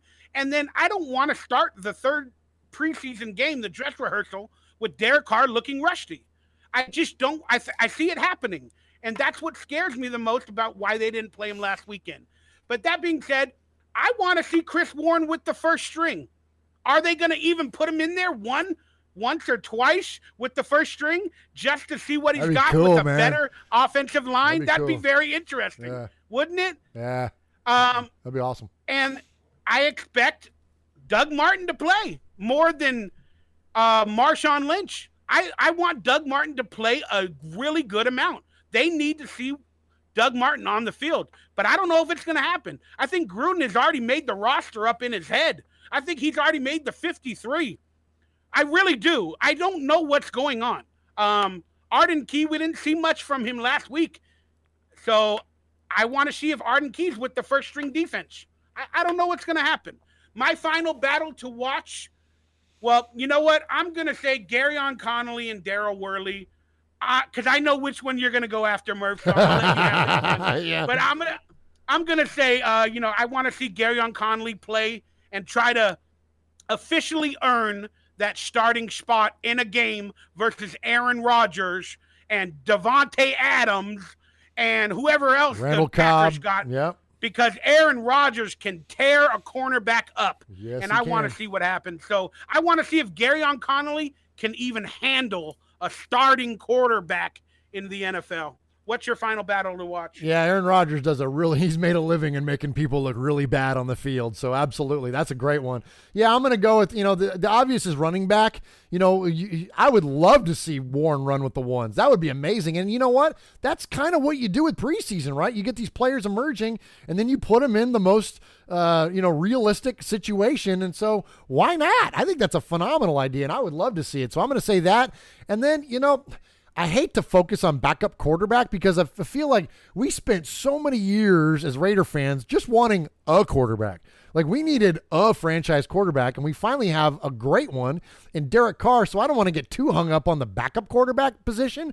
But when Derek Carr went down a couple of years ago, it cost us, at least one playoff game, if not a potential first Super Bowl run. We don't have a backup yet. We don't have a backup yet. So if they're going to, again, you let Derek play for a half or you let him play for a quarter, then bring in one of these guys and let them run with the ones. And you're letting Connor Cook and E.J. Manuel run with their starting offensive line and see how they do when they don't have to, worry about guys, blasting them all every single play. So that ought to be kind of interesting. So, I don't want to focus on backup quarterback. I felt like running back's too easy of a pick. We need to see Chris Warren pass protect That's as the well. one. That's the one. Yeah, there you go. And something you said earlier to it, and it reminded me of one of the things that John Gruden was talking about this week was about about how he needed to see more out of Warren without the ball in his hands. And that's what he was referring to, was that pass protection. You know, Marshawn Lynch is an awesome pass protector. And a lot of times when Derek Carr needs help in that area, he goes to Marshawn. Marshawn's the guy that kind of tutors him as far as, you know, blitz pickups and identifying coverages and whatnot. Marshawn's amazing at that. And so Chris Warren then has a great teacher available to him as well. So to following in line with what Coach said, yeah, that's the kind of stuff we'd love to see with Chris Warren. And because, you know, look, the Packers defense is much better than any of the two defenses they've seen to this point, at least, you know, from the Rams backup. So anyways. Thank you, Will. Thank you, Jason Smith of the Will to Win, for pointing that out, that we need to see Chris Warren in pass protection. That's great. I saw it on the chat room, and I just wanted to say hello, Will to Win, Right on. Jason Smith. Miss you, love you. Who are your standouts for this week's game? Well, on offense and defense. Every week I pick Markel Lee and Chris Warren, and I haven't been wrong yet. So I'm not in the interest of being right, but in the interest of having two young players emerge, I'm going to stick with those two guys. Give me Chris Warren and Markel Lee. All right. You know what? I'm going to hope the first string plays. I'm going to throw Martavius Bryant out there to the Wolves again, and I'm hoping for a white tiger sighting. And then on defense, you know what? I'm going to go out on a limb, and I need to see something from Arden Key. We've heard everything in camp. I haven't seen it yet on the field, so I'm hoping he'll be a standout with the first string. Give me your final score prediction, Green Bay versus Raiders. Gosh, I'm awful at these, man. I haven't even sniffed close with my predictions, and you've nailed just about each one. Let's see. So I've been guessing high, so I'm going to – now here's the one that I'll guess low on, and then, you know, they'll let the offenses, you know, get after it with two amazing quarterbacks on the field. So my instinct is to go low, but I'm going to stick with going high. I'm going to say Raiders 28, Packers 21. Wow, that's huge. Just because I'm mad at Gruden and I don't understand what the heck is going on, the Raiders lose to the Packers 23-14. Wow, I can't believe I went against the Raiders, Murph. Can't believe I did it. That's okay. It's preseason, man. It doesn't count. We'll pick them to go 16-0 in the regular season. It'll be all good. There it is. The internet is actually starting to conk out a little bit. We still got you on the air, Murph, but I thank you guys. We had a little bit of a running long show again because I talk a lot. You know, I got to be right all the time according to the fans. It's okay. So it's your show. You're allowed to be. I'm always right. Trust me. My girlfriends know it. Did you notice I said girlfriends with an S? I heard it. I caught it. I'm just sitting over here minding my business. All right. I just wanted to give a shout out to everybody that tunes in each and every week. And I did want to let you know this channel, this show, is not making any income, but donations are supported. There is a link below if you guys feel the need to represent, to help us out, whatever. I would truly appreciate it, but it's not necessary. But I just wanted to throw that out there, that we are 100% donation funded as of this moment. And there's T-shirts below if you want to buy a T-shirt to donate below as well. All right, I like rapping. And we should probably hang up, but I'm gonna try to create a live rap for you guys. Love it. Live on the air. It's called mumble rap.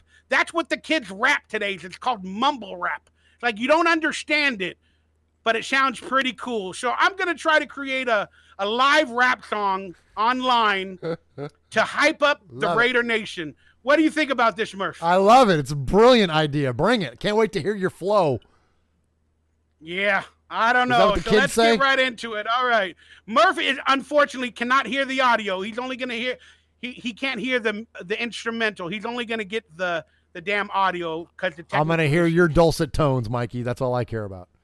All right, this is Mikey Rader's attempt at a mumble rap song live. Give me a topic to maybe talk about, like in the middle of the rap, like a word, a keyword, a topic, something like that. Draft pick. Oh, wow. Really? It's a topic, right? I'm just saying, but we're past the draft. It has nothing to do with today. Well, now you gotta be a list bully and you gotta pick on my suggestion. All right, since we did pop culture. No? Goonies. Sorry, your internet went out. Oh, you not hear me? Goonies? How about the Goonies? We do pop culture and I'm wearing a Goonies shirt. All right, let's go Goonies. All right, here we go. Goonies is the key word, and I'm going to include it in the song. Okay. All right, let's start it. It's Mikey Rader. I'm back with another flow. This is Mondays with Mike and Murf. This is the Mumble Rap Special. It's Mikey Raider. I'm back with another flow. This is Mondays with Mike and Murf. This is the Mumble Rap Special. I'm like a goonie. Raiders never say die. I'm like a goonie. I act a little loony. It's Mikey Raider on the scene, kinda goofy goonie. Everybody knows I'm here to say it's Mondays with Mike and Murf every day. It's Mikey Raider, Mikey Raider, Mikey Raider, Raider. He's not a hater, he's a YouTube creator. Mikey Raider, Mikey Raider, Mikey Raider. He's not a hater, but a YouTube creator, yo. Mikey Raider's on the scene. He's looking mean. He's got the bandana on. He's not wearing green. Green screen effects are gonna make you flow. And everybody knows he loves the Goonies movie. So I'm like Chunk. I do the truffle, shuffle, hustle. And everybody knows I got the hustle. And everybody sees my flow. They see my game. I'm not the number one, but I am insane. I am the Raider Nation man. I'm here, the number one Raider Nation fan. I like to hit. I like to do fun. Chunk, baby, he's my Goonie number one. I'm like Mikey Raider, Mikey Raider. I'm Mikey Raider, not a hater, but a creator. Mikey Raider, Mikey Raider. I'm Mikey Raider, I'm a YouTube creator. I yell, I scream, I get really mean. I don't got the best opinion. I'm not always on the scene, but I'm letting you know. It's like One-Eyed Willie. I'm gonna get the treasure, you see? Are you feel me? Everybody knows I'm gonna pick the gold coin. And everybody knows I like pork loins for dinner with a little apple sauce. I'm like Raider Nation. I floss. I floss my teeth. I look really good. I'm the number one man in the effing hood. What's my name? I'm gonna let you know. Cause this is Mikey Raider with that mumble rap flow. I'm Mikey Raider, Mikey Raider. I'm not a hater, but a YouTube creator. I'm Mikey Raider, Raider. I'm not a hater, but a YouTube creator, and I'm out. Woo! Beautiful. You rock. I love it. That was fun. Well done, dude. When you busted out Chunk number one. I tried to add the Goonies. I couldn't think of the other Goonies. Mikey and Mouth and Data. Ah, that's right, Data. I should have went to a Data rep. That's hey, okay. Maybe we'll do this again. That was fantastic, dude. You another rock. amazing episode of Mondays with Mike and Murf. Murf, say goodbye, give a shout-out, whatever you want to do. Let's get out of here. Yeah, check out all that we do at murphsfancave.com. You can find me also at Raiders Fan Radio, any of the social medias, and I'm on Twitter directly at _Murf, M-U-R-F. I love you, Murf. Get out of here before the internet officially conks out. This is Mondays with Mike and Murf, and I appreciate everybody for tuning in. And, of course, we play the theme song to get it stuck in your head because we like brainwashing the masses, you effing sheep. Let's go. It's Mondays with Mikey and Murf. We talking Raiders and football dirt because we a new Raider talk show. We having good times. Let's go. It's Mondays with Mike and Murf. Tune in next Monday, 3:30 to 4 p.m. We will be live with my friends. Thank you very much, Murf. And let's get on out of here, brother.